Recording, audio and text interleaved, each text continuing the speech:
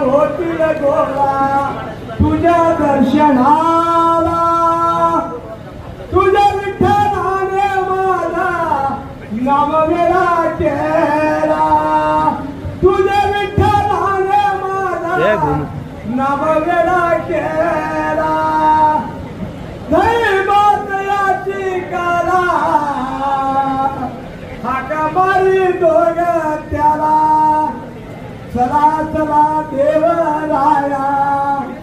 चला भोजनाला तुझ्या विठ्ठलाने माझा नामवेडा